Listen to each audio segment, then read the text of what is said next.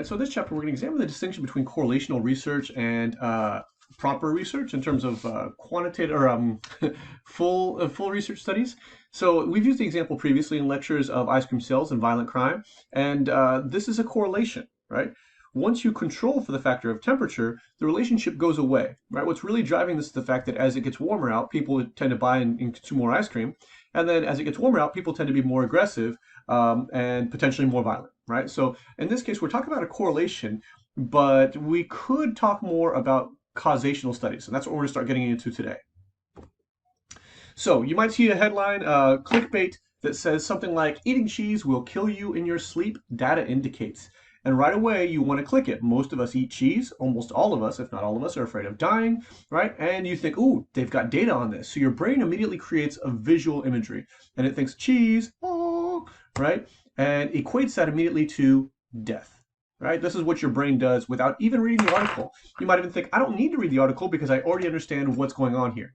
And what's unfortunate is about this is without reading the article, we might do something rash like stop eating cheese, right?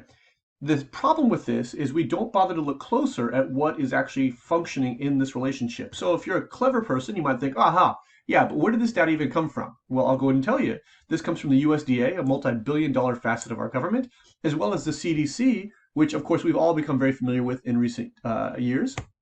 And so you might say, aha, yes, but how strong can correlation actually be? How about a 9.947, which is about as close to perfect as you're going to find, right? So what we're seeing is that as cheese consumption goes up, so does mortality. However, if you look at the data, right, per capita cheese consumption, with the number of people who died by becoming entangled in their bed sheets, what they've done is simply said, over the last few years, there's been a very strong correlation with the amount of cheese that Americans eat and the number of Americans who have been killed by becoming entangled in their bed sheets, right? Two things I want to point out on this. First of all, in 2009, which is the most recent data from this data set, the average American ate 33 pounds of cheese a year, which is just an unbelievable amount of cheese. My 3-year-old weighs 33 pounds. That's a lot of cheese, right? But you look at this and you think, these two variables have nothing to do with each other. Exactly. Eating cheese is not causing these people to die. These people are dying, and levels of cheese consumption are following a similar trend. That's all. This is exactly what I'm pointing out. Correlation. Let's look at another one. Tomorrow's headline, and this is what we want to believe, I think, many of us. Research shows playing video games makes Americans smarter. So I think to myself, ooh, I like playing video games, and I would like to be smarter. So my brain immediately says, oh, video games. I'm going old school here, right? And equates it to Einstein himself, right? If I keep playing video games at this rate, I will be a genius, just like Albie, right? But what's really driving this? Once again, let's be the very intelligent American in this case. United States Census Bureau, another multi-million-dollar aspect of our government, and the National Science Foundation, of course, very well funded, driving science in this country. So a good source. In this case, an even higher correlation, 0.985, which in the last slide I said you don't get much better than 0.947. Here we are, better than 0.947. How long? How much data do they have? How about a decade, right? 10 years worth of data. And if you look at the two different variables, total revenue generated by arcades, which is a good measure of video games being played by Americans, and then computer science doctorates awarded in the United States. Once again, is it playing the video games that's making these people smart enough to get a doctorate in computer science? It is not. Not necessarily. It's not causational. But if you look at these two lines, they trend in almost the exact same pattern. Thus, the headline is not wrong to establish that connection. Your brain just does the rest. Okay? What's happening here? What's essentially the issue? The fact is that the media, and I'm not anti-media. I know some people are like, oh, the media is the virus. No, the media is the media. It's always been that way, always will be that way. But they report half-truths and they exaggerate findings, right? But your brain does the rest. All they have to do is give you a little tidbit and your brain does the rest, right? We tend to rush to conclusions rather, based on a small piece of information. And for most people, they don't understand the distinction between correlation and causation, right? Correlation and causation are not the same thing. Very, very different things, in fact, right? What we think about is when we assume causation, really, when the data is correlational, and as we've seen from these last two headlines, coincidental. Those two headlines that I created are completely coincidental. Those variables do not relate to each other in almost any way other than statistically, right? They are certainly not causational. And unfortunately, most people do not get that distinction. And many people are not inclined to think that far into the headline to consider that conclusion.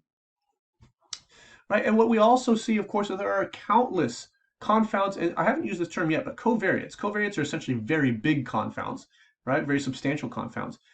They don't consider the confounds and covariates which might otherwise explain the relationship in its entirety, right? So gun crime and ice cream sales. If you take away the covariate of temperature, there is no relationship. And because the internet is a wonderful, wild place, I actually managed to find a couple of ice cream cones, one a police officer ice cream cone, one a victim ice cream cone, and then a standby, a bystander ice cream cone, clearly having been related in some violent crime because the internet, right? Anyway, but we don't tend to think of those other variables. What is driving this other variable? I'm a big Beatles fan. John Lennon said, all you need is love, the love between two people. All you need is love, right? That's easy to say when you have a ton of money. Money is a covariate. Is it hard to be in love without money? It's harder than to be in love with money, I think. Anyway, just throwing it out there.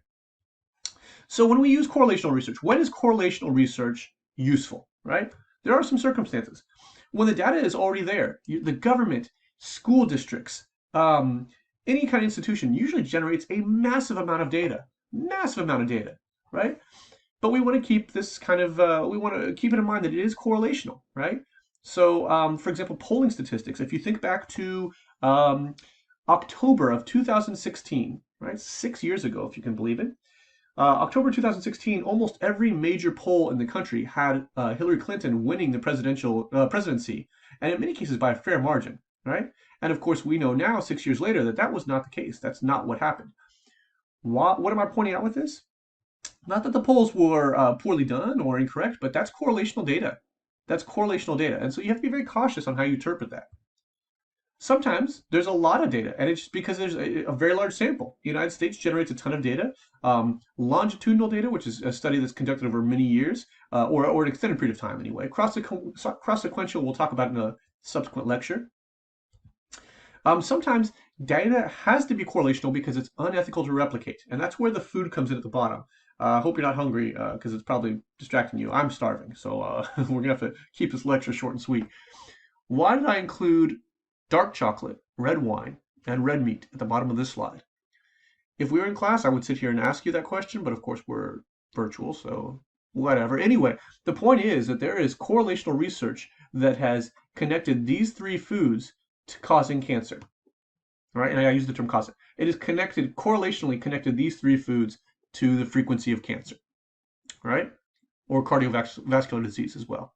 However, these three same foods have also been connected to preventing cancer and cardiovascular disease, right? This is the nature of correlational studies. And the problem is we cannot really create true research on this, causational research, because it's unethical. You can't feed people chocolate and wait and see if they get cancer. Feed people steak and wait and see if they get cancer. That's unethical, right? You have to ask people, okay, how much steak do you eat? And see if they have cancer, right? That's the way we have to do correlational research. And the other side of it too is things like cancer have so many confounds, right? As much as we might say, oh, well, you really should stay away from red meat. It's been linked to cancer. Yes, but any number of things have been linked to cancer, even things that are good for us. Sunlight gives us vitamin D, and not too much of it will give us cancer, right? So we connect it to all these different things, and every single one of us, I'm sure, knows somebody who's 96 years old and has smoked a pack a day for the last 5 decades, even though cigarettes have been directly linked to causing lung and esophageal cancer, right? Why? Because of the covariates and confounds that come into these sort of things. Okay, and I don't want to be a Debbie Downer because I eat all three of these in moderation, of course. But yeah, I mean, you just got to be aware that's where correlational research might come in cases where we can't really establish causational research. So let's do an example. Let's think of an example together here, okay? So let's say we're trying to examine whether or not listening to headphones while you study and when you take the exam increases your test scores, right? So does listening to music improve test scores? And I've actually done this study with my own students, okay? So we have one group of students who are studying while listening to music and taking the exam while listening to music, and then one group of students who are studying without music and not listening to music while they take the exam. Before we go any further, by the way, the guy in the picture is not me. It's just a stock photo where the guy happened to look like me. Just throwing it out there. Right? So what constitutes a full experimental study? You need to know this. Please remember this from this class. Please remember this for the rest of your life. there are two factors that make a study a full experiment, right? That make it essentially capable of establishing causation. First, you need random assignment of participants. In the context of the study I'm giving you an example of, we can't have people pick which group they want to be in. They have to be randomly assigned to either the headphone group or the no headphone group. Okay, have to be randomly assigned, and so it's random assignment of the random assignment of participants, regardless of whether or not they were randomly sampled. Right, so don't confuse it with random sampling. Separate factor. The other thing it must have is manipulation of the independent variable. Right, in this case, we're manipulating the independent variable of music. One group gets music, one group does not. Okay, that is a manipulation of the independent variable, and it must be done. Both of these factors must be present if your study is going to be considered a full experiment and capable of potentially establishing causation, right? So why do we care if something's correlational versus causational? Why do we care about a study being a correlational study versus a full experiment? There are two main factors. Control is one, accuracy is the other. Okay, control, and this is control across the board, not just control of the independent variable, but also control of the dependent variable, control of the sample, control of as many confounds as you can think of, right? All of it gives us a further element of control. And if you're a visual learner, I'm actually a very visual learner. So what I think of is I think of a sound recording studio, like a music recording studio, right? And they've got all of these mixing boards all over the place. And there's a music tech, a sound tech that's there adjusting all the dials and all of the gauges and all of the sliders and all these different things, right?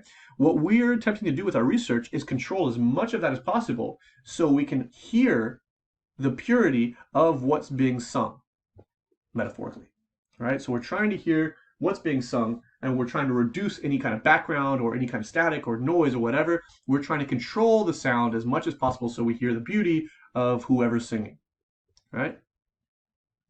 Accuracy is going to be the second part. Because we have got so much control, we can actually establish certain things with a great deal of accuracy. So we could go further than just saying, oh, well, red meat causes cancer.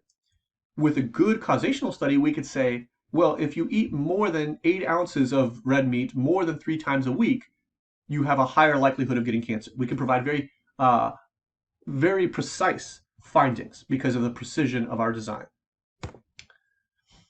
So when we are designing it, we have to think, we've already talked about the importance of design and then execution. Before we even go to design experimental studies, we have to think of first ethics. We've already had our ethics lecture, but we have to think about how ethical it is to manipulate the independent variable, right? So invasive research or sensitive topics, there's not a lot of causational research done on like in utero studies, right? On pregnant women and the babies they're carrying, the fetuses they're carrying, right?